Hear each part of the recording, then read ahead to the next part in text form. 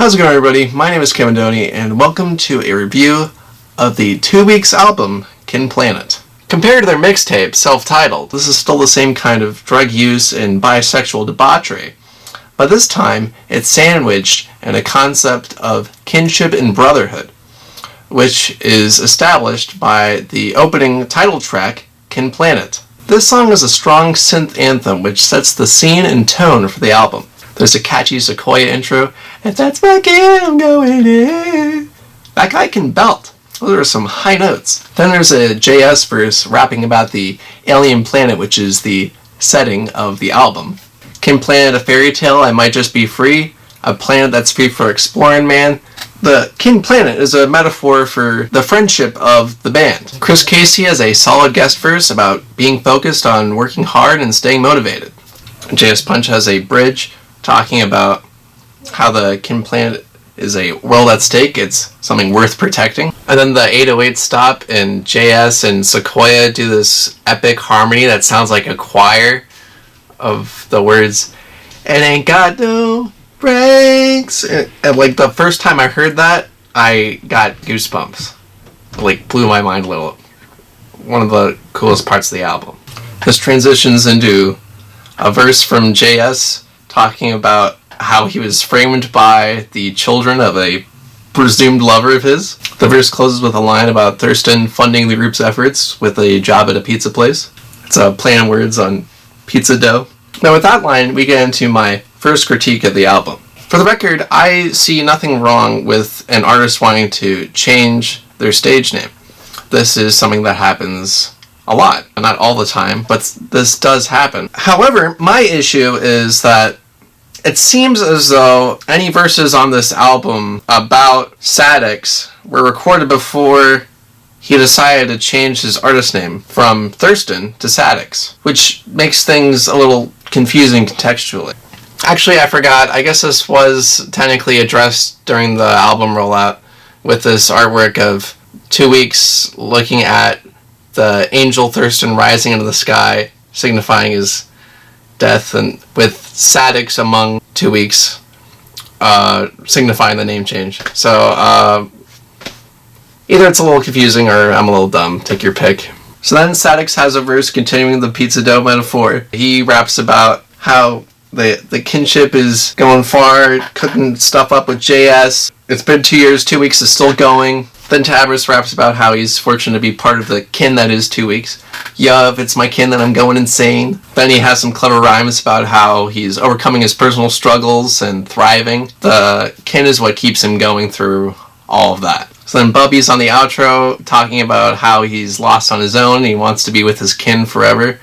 I love the guitar in the background of this part a lot, and the sentiment is a nice note to end the song on. Next up, we got Gatecrashers. Every feature on this album is fire, and Christ the Giant is no exception. He's got an excellent fast flow. This song has a really fun techno synth beat, moving up and down the scale. Bubby and Sadix's verses on this song are like an example of 2 weeks increased versatility on this album, with more than one flow within each verse. Then we got Tom Brady. This is a Smoke song. It's my least favorite song on the album, by far. Mario Judah production is a good fit for the concept they went with.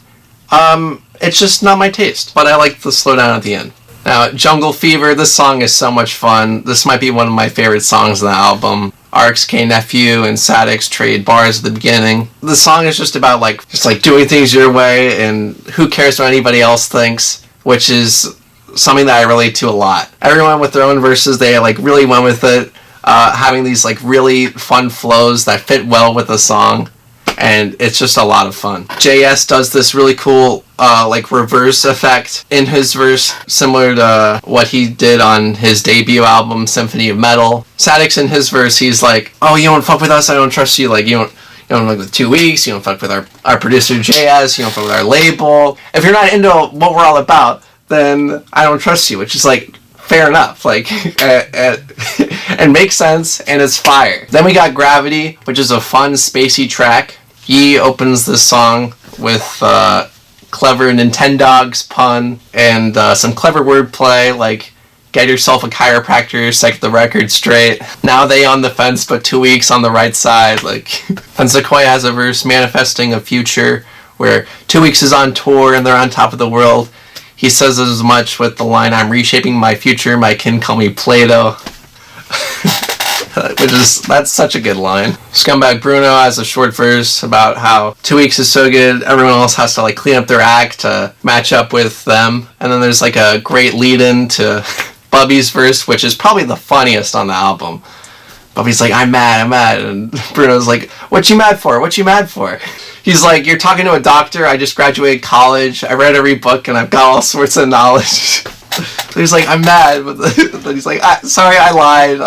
Everything's going well in my life. It's funny. Then we got Mass Hysteria, which is a like desolate, harsh, serious electronic hip hop track.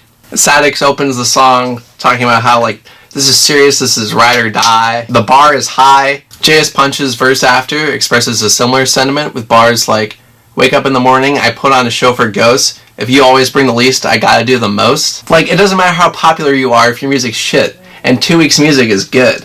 Then JS makes a callback to his album, a symphony of metal, travel past the skies. Sequoia kind of leans into like the harsh, desolate tone of this song. I smoke a fucking boatload, I make her scream like Yoko, I make her scream like, oh no, I think I'm in the wrong hole. Really clever and daring.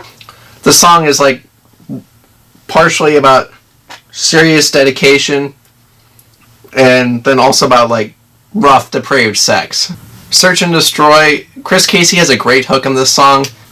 I really like the fast alternating up and down synth of the beat of the song. It's fun. Tabris has a solid verse. He's got great bars like carry the game like I'm Atlas, give me back pain. On Bubby's verse, he gets a little political, makes a Spotify rap pun, and then talks about going to the club with Thurston. Again, there's that name change issue, but it's still a great verse. Then you got Scumbag Bruno talking up 2 Weeks' Cloud in the outro. Then we got Money All Around Me, solid song, one of the best songs on the album, hands down. Fast, nice energy, and it's just about financial security. Sequoia's chorus is really catchy. How do we get this money so confounding? It's like playful ignorance, really catchy. Tabris has a great verse. He references Weezer, references Drake with the put the hot sauce in the condom. Good stuff, man. Then we got Yee, who has a fun, almost soulful auto-tune verse, reinforcing the motif of the song, Blue Faces. All I want to see is blue faces, which to me can be read one of two ways. Both would be a reference to Brockhampton fans. So one way would be feeling like you fit in within a community of common interests. And then the other would be 2 Weeks wants to be seeing blue faces because that means that they got tons of fans. So like that's the goal. Like we got fans, we got success, we got the money. The latter makes a little more sense, but I guess it could be a little bit of both. A couple lines about like prioritizing your friends before your love interests. And then the beat switch at the end is very clever. Golden's got this monotonous, relentless verse about like, the song is over, you're not taking my money. Then we got Dead Men Tell No Tales. I would just like to bring up how the flow of this album, like track into track and the pacing of everything is like really good. And this song is no exception. At this point in the album, things are slowing down. It's circling back to the central idea of this album being kinship and brotherhood. For example, Yee's hook, you can't bottle up your problems, pour them into a coup, take a moment, pass a drink to my kin. It's like he's saying, lean on me, you can rely on me. Golden has an emotional verse where he opens up about mental issues that he's been dealing with. And then Scumbag Bruno has a verse about how like you can vent to me about your feelings, open up to me about how you're feeling, which can make things better. And there's also a clever dig at Kendrick. I could be your savior, yeah, I won't act like I'm K. Lamar. Then we got Secret, which is this bittersweet song that's slow and bouncy with this whiny, twangy synth. And it's just kind of about how secrets can deteriorate relationships by eroding trust. Chris Casey features on this, talking about how he has secrets he has to confess. JS Punch has a really catchy hook on this song. I got a secret, but I'm honest. Really good. JS Punch has a really catchy hook about how he has a secret that he doesn't want to keep, but at the same time he doesn't want to go back on his word, so he's in conflict. I can keep it, I don't want it. I can't keep it. So then Sequoia and JS both do the chorus, which is about doing your best to have success while you're having your own personal struggles. So then Sadix kind of expands on that idea in his own verse. A pretty picture, false persona, if I'm truthful, I don't know. Basically just the idea of portraying a positive image of yourself to the outside world while dealing with negative things on the inside that are known only to you.